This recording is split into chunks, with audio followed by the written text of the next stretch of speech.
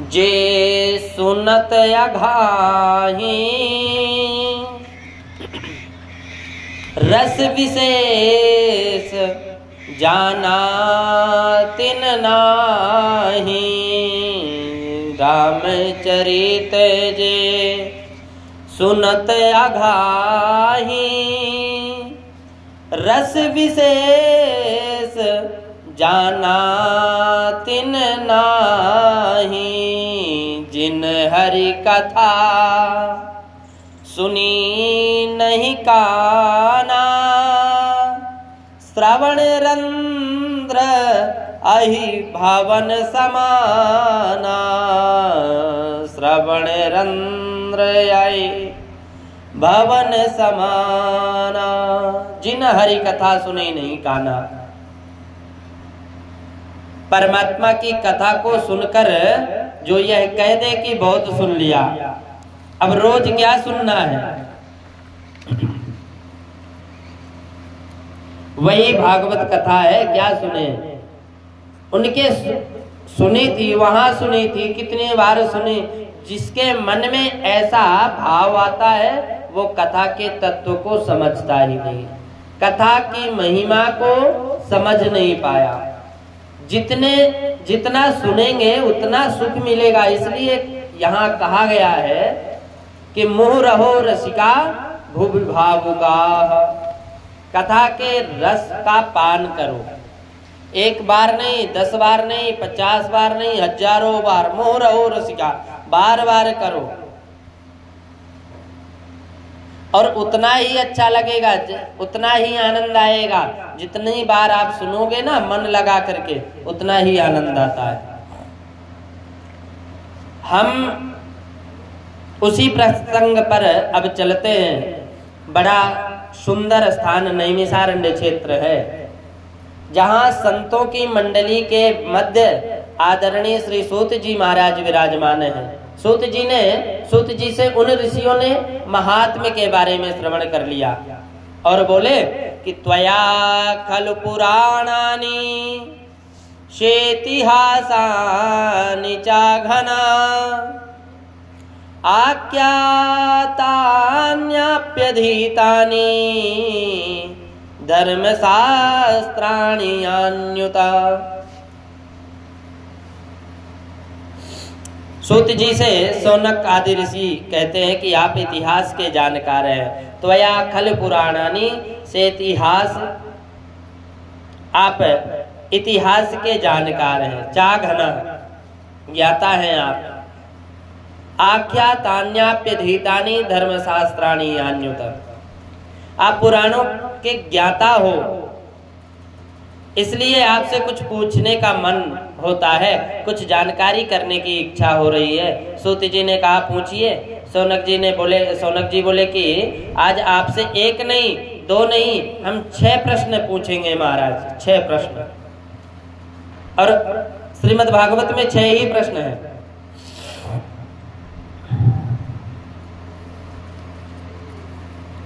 पहला प्रश्न, मानव के लिए परम धर्म क्या है? क्या परिक्रमा लगाना धर्म है, या प्रातः 4 बजे उठ करके स्नान करना धर्म है, करोड़ों की संपत्ति दान करना धर्म है? आखिर धर्म की परिभाषा क्या है? मनुष्य के लिए सबसे बड़ा जो कर्तव्य रूपी धर्म है वो है, हजारों संत बैठे हैं,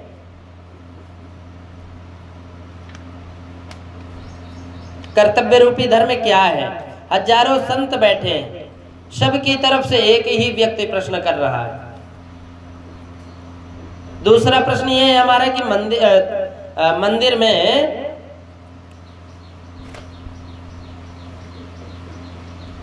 जब हम पूजा करने जाते हैं तो बड़ी विचित्र बात लगती है। कोई कहते हैं शंकर जी श्रेष्ठ है, कोई कहते हैं माँ दुर्गा श्रेष्ठ है, कोई कहते हैं भैरव बाबा श्रेष्ठ है। कलयुग में एक और भी दिन प्रतिदिन देवी देवता प्रकट होते रहते हैं। हर साल कहीं ना कहीं आप लोगों को देखने को या सुनने को मिल ही जाता है कि आज वहां प्रकट हो गए कोई भी देवी देवता। और देखा जाए तो आने वाले देवी देवता तो आजकल घर में ही आना चालू हो गए, प्रारंभ हो गए। तो हमारी समझ में नहीं आता कि किसको पूजें किसको छोड़ें, ये हमारी समझ में बिल्कुल भी नहीं आ रहा। कभी कभी व्यक्ति के मन में भ्रम नहीं हो जाए, कभी कभी क्या व्यक्ति के मन में भ्रम ना हो जाए, इसलिए ये प्रश्न पूछा जा रहा है। और शौनकादि ऋषि फिर तीसरा प्रश्न करते हैं कि वेद में परमात्मा का नाम अजन्मा है। वेद में कहते हैं अजन्मा, जो कभी जन्म नहीं लेता, जिसका नाम अजन्मा है। तो दशरथ का बेटा राम कैसे बना, वो देवकी वसुदेव का पुत्र कैसे बना। चौथी बात है, चौथा प्रश्न है हमारा कि भगवान के अवतार कितने हैं। कोई एक अवतार कहता, कोई 10 अवतार कहते, कोई 24 अवतार कहते, कोई कहता हरि अनंत, हरि कथा अनंत। इसलिए उनके अवतार भी अनंत हैं। कितने अवतार हैं इसे कोई जानता नहीं। तो प्रामाणिक रूप से कितने अवतार हुए हमें बताइए। पांचवा प्रश्न, वक्ता वो नहीं जो छोटी सी बात को बड़ी बनाकर बोले, वक्ता वो उत्तम है जो बड़ी बात को सूक्ष्म से सूक्ष्म में बतावे, गागर में सागर को भर कर कहे। फिर संसार के लोगों में इतना समय कहाँ है। यदि हम विवेचन करने लग जाए तो सामने बैठा श्रोता सोने लग जाएगा, फिर क्या कथा का मतलब हुआ। इसलिए संक्षिप्त कहो। अतः साधोत्र यत सारम, सार सार कहो। समुद्रत्य मनीषया, जो सार है शास्त्रों का वो हमें बताने की कृपा करें। और छठा प्रश्न है हमारा कि भगवान जब अपनी लीला को संपन्न करने के लिए आए तो श्री कृष्ण ने जब अवतार लिया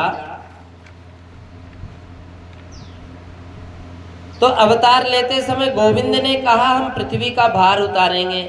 और स्वयं भगवान गीता में कहते हैं कि धर्म संस्थापनार्थाय संभवामि युगे युगे, मैं धर्म की संस्थापना के लिए युग युग में अवतार लेता हूँ।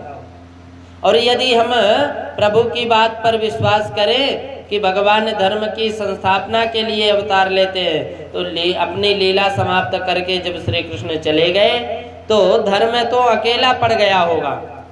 धर्म किसकी शरण में गया, आप कृपा करके हमें स्पष्ट करके बताएं। हमारे ये 6 प्रकार के प्रश्न हैं। और शौनक आदि ऋषियों के मन में प्रश्नों को सुनकर सूत जी बड़े गदगद हो गए। ऋषियों से बोले कि आपने उत्तम प्रश्न किया है और आपके प्रश्नों के उत्तर देने से पहले मैं परम आदरणीय आचार्य श्री सुखदेव जी महाराज के चरणों में वंदन करना चाहता हूँ। सुखदेव जी का जीवन इतना महत्वपूर्ण है ऋषियों, ऐसा आदर्श चरित्र है किसका होगा। मैं प्रमाण करना चाहता हूँ सुखदेव जी का जीवन इतना महत्वपूर्ण है, वो देना, ये इतना महत्वपूर्ण है, ऐसा आदर्श चरित्र किसका होगा। 12 वर्ष तक सुखदेव जी ने मात्र गर्भ में वास किया। इतना विचित्र संत है आचार्य सुखदेव जी महाराज। गोलोक धाम में राधा रानी के गोद में सुखदेव जी क्रीड़ा करते थे। तो एक दिन किशोरी राधा रानी सुखदेव जी से कहा कि बेटा आप मृत्युलोक में जाओ, जन जन में भागवत का धर्म प्रचार प्रसार करो। सुखदेव जी ने कहा माता संसार में जाते ही माया पकड़ लेगी और उस माया ने मुझे पकड़ लिया तो 2-4 माला आपके जप रहा हूं वो भी छूट जाएगी। किशोरी राधा ने कहा, नहीं बेटा, मैं आपको वचन देती हूं, आप पर माया का असर नहीं हो। वही आदरणीय पूज्य सुखदेव जी जो तोता के रूप में गोलोक धाम में किशोरी राधा रानी की गोद में खेलते मृत्यु लोक में आए और कैलाश पर्वत के ऊपर एक पक्षिणी के गर्भ में उन्होंने जन्म लिया, अंडे के रूप में।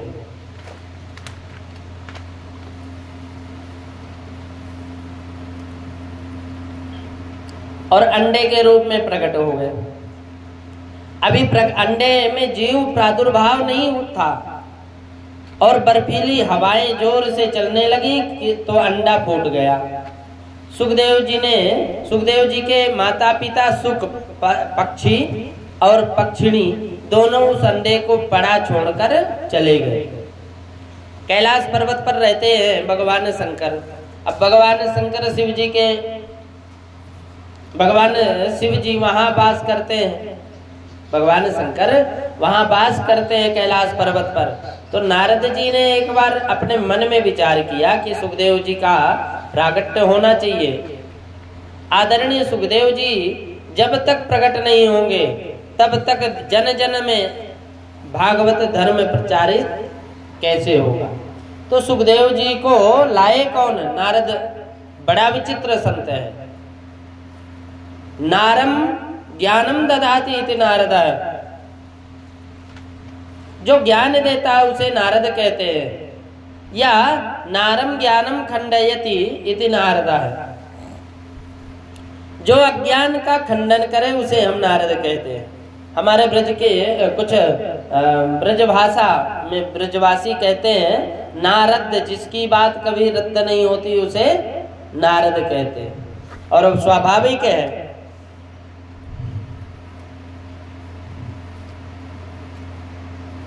नारद जी जिसके गले में कंठी बांधी, नारद जी ने जिसे कान में गुरु मंत्र दे दिया, वह एक वैकुंठ मिला उसको।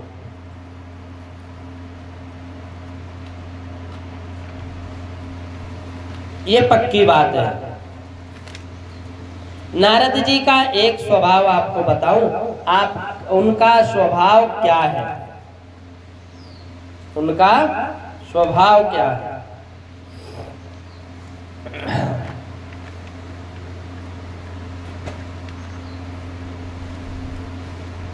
जिस घर में कभी झगड़ा नहीं होता, यदि नारद जी का पदार्पण वहां हो गया तो शुरुआत हो गई।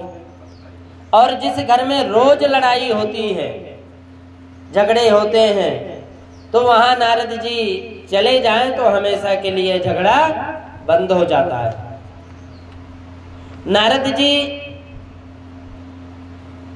जहां भी गए,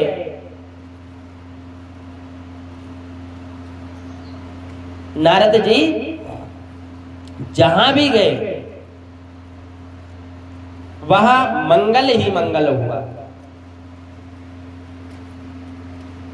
और संत जहां जाते हैं ना तो वहां तो मंगल ही सोचते हैं।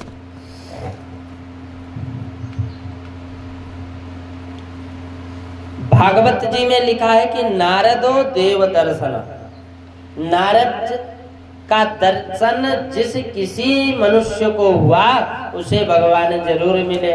ये नारद जी की विशेषता है। तो नारद जी ने सोचा लक्ष्मी नारायण में तो झगड़ा एक बार करा ही चुका हूं, मेरे कारण ब्रह्मा और उनकी पत्नी में भी विवाद हो चुका है, शिव और पार्वती में कभी विवाद नहीं हुआ। अब ऐसा कुछ नाटक करके आऊं जिससे इन दोनों में अभी झगड़ा शुरू हो जाए।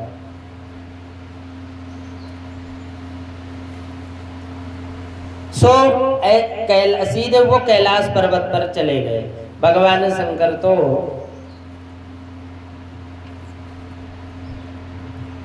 ध्यान समाधि में बैठ गए, गुफा में तपस्या में बैठ गए। अब मां पार्वती आश्रम में अकेले बैठी थी।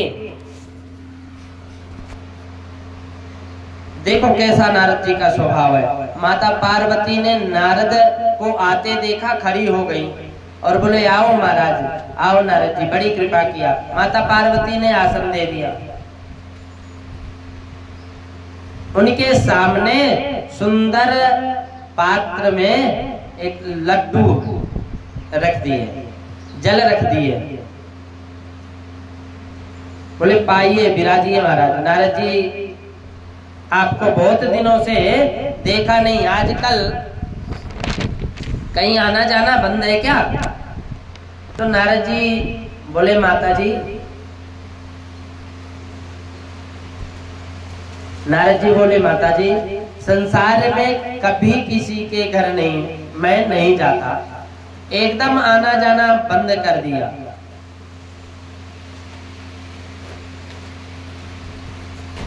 क्योंकि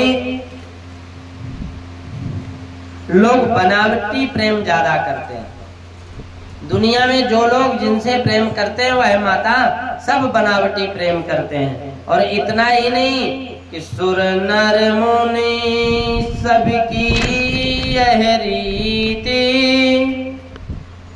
स्वार्थ लागी करहि सब प्रीति।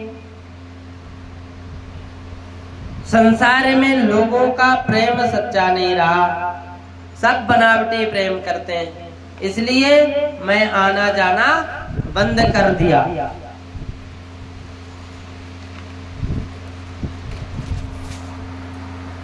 जहां सच्चा प्रेम नहीं वहां जाना क्या है?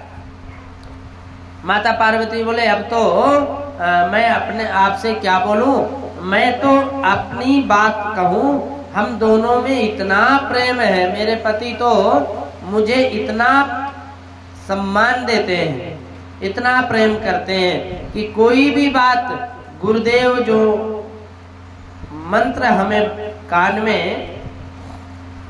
देते हैं ना, वो किसी को नहीं बताना चाहिए।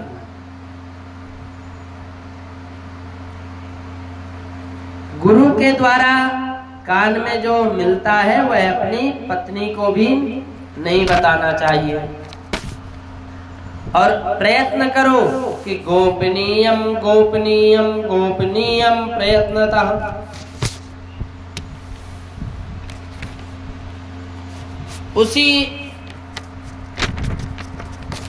उसे गुप्त करके रखो। बीज मंत्र है।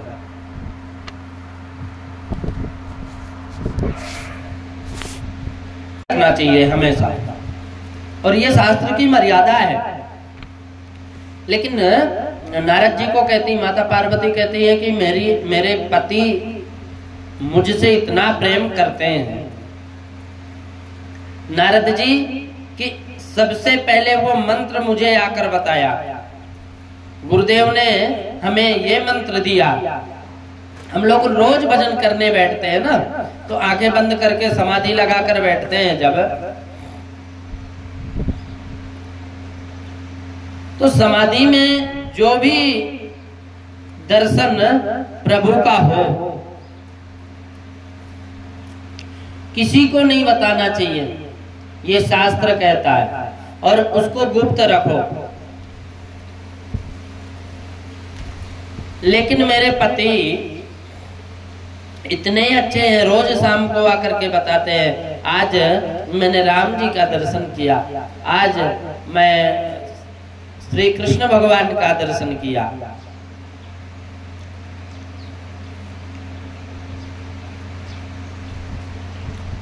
तो भगवान की जो भी झांकी और दर्शन हुए हमेशा बताते, इतना प्रेम करते हैं मुझसे, मैं कैसे बोलूं आपसे महाराज। नारद जी ने कहा ये तो बहुत अच्छी बात है, आनंद की बात है माता कि आपके पति आपसे प्रेम करते हैं। प्रेम जिससे किया जाता है वह उससे कोई बात छिपाई नहीं जाती। और भगवान करे पति आपसे प्रेम करते हैं, और प्रेम जिससे किया जाता है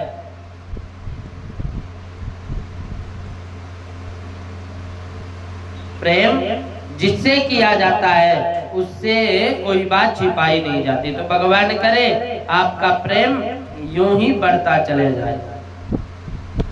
सब तब तो आपके पति ने आपको यह बात जरूर स्पष्ट कर दी होगी कि वे गले में जो मुंड माला पहने हैं ना, उसमें किसके मुंड लगे? ये जो गले में शिव जी मुंड माला पहनते हैं, इसमें किसके मुंड लगे?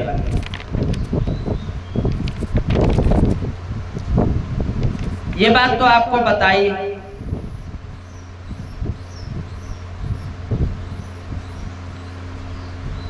पार्वती बोली सुनो, प्रेम तो बहुत करते हैं लेकिन मुझे ये मुंडमाला किसके पहने हैं ये आज तक नहीं बताई।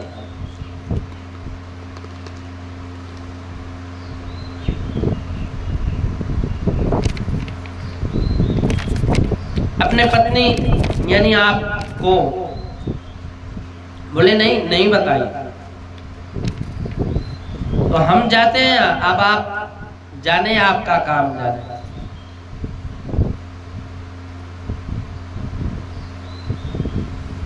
बस इतना कहते नारद जी वहां से निकल गए।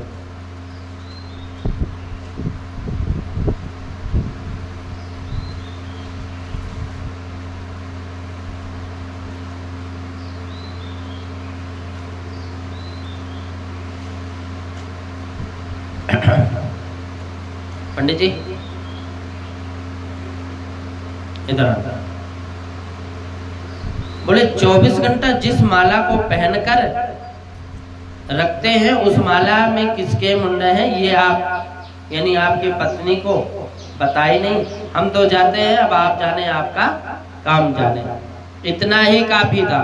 भगवान शंकर वहां से चले गए। भगवान शंकर के यहाँ से नारद जी चले गए। माता पार्वती ने कहा हे भगवान, जिनको परमेश्वर मानती हूँ। पार्वती जी ने सुंदर वस्त्र उतार कर मलिन वस्त्र धारण कर लिया।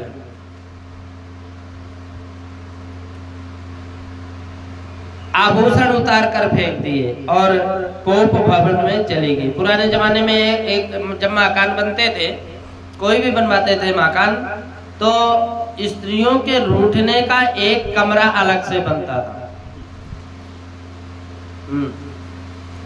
एक कमरा अलग से बनता था।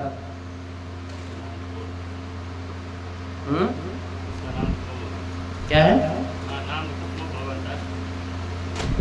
अब आजकल तो नहीं बनाते पूरा, आजकल तो पूरा मकान ही कोप भवन बना है। लेकिन पहले कोप भवन बनाते थे और कोप भवन में चली गई। पुराने जमाने में जब मकान बनते थे तो बनते थे, अब आजकल नहीं बनते। ये नियम था। उस कमरे के द्वार पर लिखा रहता था कोप भवन। यदि उसमें चली गई तो समझो वो रूठ गई। फिर पति देव बड़ी मनुहार से मनाया करते थे। माता पार्वती भी कोप भवन में चली गई। शंकर जी ने देखा मेरे आश्रम से नारद जी निकले जा रहे हैं, तो जाते जाते भगवान शंकर जी को बोल करके आए कि महाराज आश्रम में जल्दी पधारना बाबा। माता जी ने याद किया। शंकर जी मन में सोचा आप घर पधार कर आए हैं तो जरूर याद कर रही होंगी।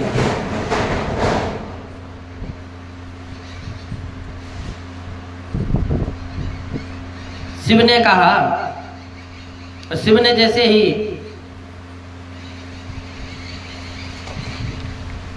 अपने ध्यान समाधि से उठ निवृत्त होकर के घर पर आ गया, तो देखा जरूर वहां